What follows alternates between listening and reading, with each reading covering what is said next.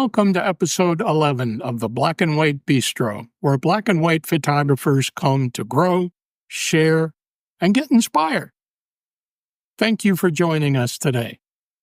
Our goal is simple: to provide a quality space where artists who enjoy black and white photography can come to get to know each other, and maybe even learn a little something from our guest artists. If you're a black and white photographer, or if you're thinking about trying black and white photography and you want to learn more, at BNW Bistro has been created specifically with you in mind.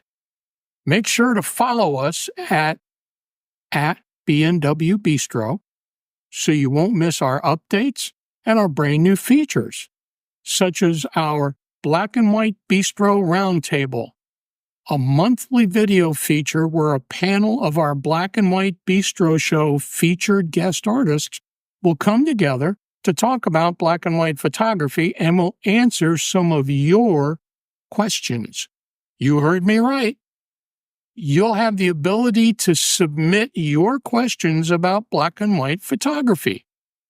We will then review questions submitted from all of our followers, select 2 or 3 of those questions, and then our panel of our black and white baristas will answer based upon their own photography learnings and expertise. If you like what you are seeing and hearing, it would be greatly appreciated if you could take a moment and help spread the word about us by posting a link to today's episode for your followers and friends.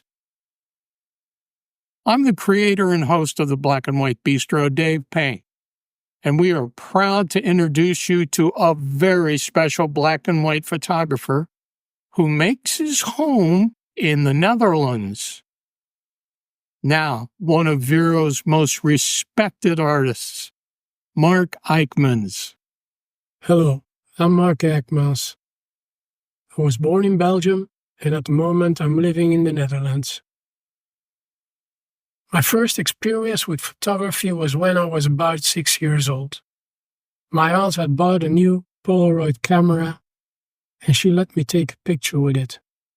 I was completely amazed about how the paper that got out of it turned into something I had just seen with my own eyes.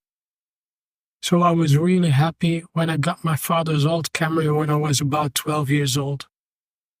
It was an old Russian Zenith E with a built-in light meter. Developing photos at that time was rather expensive, so I was really lucky to have a friend with his own black and white projector.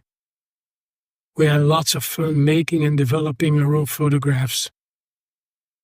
Later on, I went to Portugal to pursue my musical career, and I kind of lost interest into photography. Years later, when I returned, I got married, I had kids, and I bought myself a new camera, mainly to make snapshots of the holidays and the children. The kids grew up, and about 4 years ago, I bought myself a Sony Alpha 7. I rediscovered my passion for photography. Since then, I'm enjoying myself, recreating the feelings and emotions I have when I take a photograph of something. As for influences, to be truthful, I had never heard of Ansel Adams until a few years ago. For me, it was always like with playing the guitar, about discovering yourself and not about listening to other musicians. Learning the techniques to master the tools and creating things to enjoy and to share with other people. Now on VERO, I'm really enjoying the feedback I get from all of you. I learned to appreciate how other photographers see the world. The recognition I get only makes me to want to improve myself. So I'm really grateful to all of you here on VERO for being part of my journey. Last but not least, I wish to thank David for letting me take part in the Black and White Bistro. It's a deep place to meet and get to know other black and white photographers. Thanks for watching, and I wish you all lots of happy and creative days. Many thanks, my friend. Over the next few minutes, we'll discover 3 of Mark's personal favorite images and the story behind each, and hear his answers to 4 black and white photography questions we've prepared for him. Let's enjoy the first artist-selected image from Mark as he shares the story behind it in his own words. My first photo is the Abbey of Saint-Hilaire in the Vaucluse region of the Provence. This small hidden-away abbey, situated in a valley close to Menerbe, was a real pleasure to discover. On the outside, it looked just like a big villa. Going through the front door, I stepped right inside the chapel. My eyes immediately fell upon the 3 windows at the far end. The symbolism of the 3 windows and the way the bright light shone through them gave me a real feeling of peace and contemplation. There were no monks and absolutely no tourists in sight, which gave me enough time to make a lot of nice shots of the place. As it was a really small chapel, there was no opportunity to make other compositions. Because I always underexposed my photographs a little, it was easy in post-processing to get to this end result. It's important for me to recreate the feelings and emotions I had while taking my first look at it, so it doesn't have to be an exact replica of the scene. I brightened the little cross in front of the small altar to add that bit of extra to the symbolism. It's a favorite of mine because it reminds me of peace and quiet, the simplicity of the abbey, sunny weather, holidays, and Mediterranean food. We asked Mark, tell us about your photography journey, and how and when did you decide to shoot black and white? Here's what he told us. In the beginning, I mainly made photos in color. At that time, it was a rather expensive hobby for me. Prints and developing weren't cheap. One day I discovered that my friend had developing equipment for black and white photos, and that was the start of my black and white photography. I mainly did portraits of my girlfriend and did a lot of experimenting with dodging and burning to get desired effects. Doing my own developing gave me the same feeling as I had from the Polaroid experience in my youth. I lost touch with my friend after some years. He went on to study architecture, and I dropped out of university to go and have a musical intermezzo in Portugal with my band. I got too busy making music and kind of lost interest in photography. After the band broke up, I returned to Belgium, got married, and we started a family. Shortly after that, I decided to buy myself a good analog Olympus camera, mainly to take photos of my children and the holidays in color. Once the kids became young adults, though, I upgraded to a full-frame digital Sony camera. I never was into social media until a friend told me I should maybe give it a try. So I did. And now, here on VERO, I'm really glad I did. Thanks to all the support and appreciation from you, fellow VERO members, my photography has gotten a lot better. We next asked Mark, why does black and white photography appeal to you, and how do you know when you've created a truly special black and white photograph? He said, black and white photography appeals to me because all the noise from the colors is gone. It makes me focus more on the scene, the subject, and the story that is right in front of me. Having done a lot of black and white photography in my youth, it comes more naturally to me, I think. I never have my camera set to black and white in the viewfinder. I always take my photos in color, and in post-processing, I immediately convert them into monochrome. When I digitally process my photograph, and I get the same feelings and emotions as the second when I took the picture, then I know I've taken a truly special black and white photograph. It has to be that special moment forever captured in time. Now, let's enjoy our second artist-selected image from Mark and learn his story behind it. The second photo was taken on one of the first sunny days of spring. I went out to enjoy the sun, and while walking in my hometown, I came across the alleyway. I hadn't been there for over 20 years. On the end around the corner to the right used to be my favorite pub.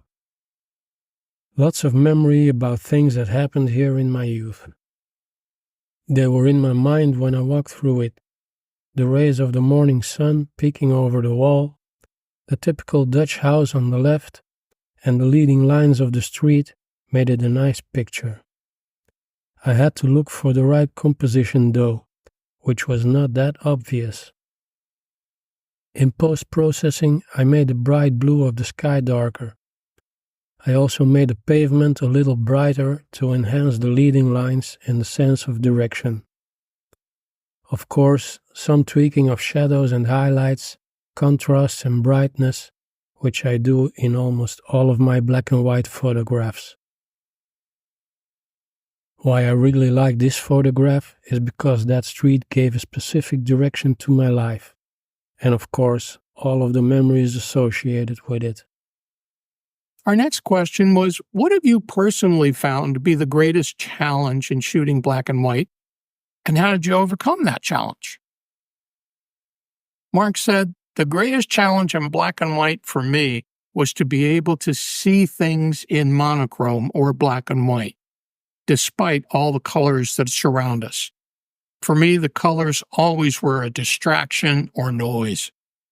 To overcome this, I sort of adopted the same philosophy as in making music. You can create melodies in two ways. Trim down the notes out of the noise and be left with only that which is necessary. Or the other way around, start from the silence and add notes to create your music. Transposing this to my photography gets me to create my photos out of under or overexposing them. It's easily done in post-processing by moving the exposure slider to the negative or positive limits and then making the subjects appear or disappear. Our final question to Mark. If you knew then what you know today, what would you have done differently when you were first starting out in black and white photography? He said, oh, that's easy. When I started out, I was used to taking holiday snapshots and photographing my children. So the subject was always the most important thing to me. Over time, though, I've learned to give more attention to the mood and how the light and dark creates atmosphere in a photograph. It enhances the subject, and it can even be equally or even more important to evoke feelings and emotions. I used to try and create atmosphere by exaggerating skies in post-processing. I see a lot of beginning black and white photographers making that same mistake. Doing that draws too much attention away from your main subject, so much so that it can be very disturbing for your eyes. I was reading about landscape photography, and I learned a rule that mentioned how to handle foreground, middle ground, and background. That really resonated with me. Now, when I make a black and white composition, I always try to keep that landscape rule in mind. Of course, sometimes rules are also there to be broken. The last thing I would have done differently is to go on social media earlier. I was never into social media before, never looking for approval or recognition. But to be honest, being on VERO has made a real and positive effect on my work. The feedback and appreciation I get has improved my results. And the most important for me, it made me discover my strong points and the direction for my black and white photography journey to take. Now, let's enjoy Mark's final artist-selected image and hear his story behind it. The last photograph is one I took also during a morning walk in my hometown. It's the back entrance of a supermarket. In here, the trucks unload their goods. Normally, when you walk past it, it's closed off by a gate or there's a big truck inside. So it was a real surprise when I passed by that the gates were open and the corridor was completely empty. I took a quick glance and saw the morning sun casting all these beautiful patterns on the walls through the bars. I knew right away this was going to be a great shot. I went to stand in the middle of the entrance and had the perfect composition.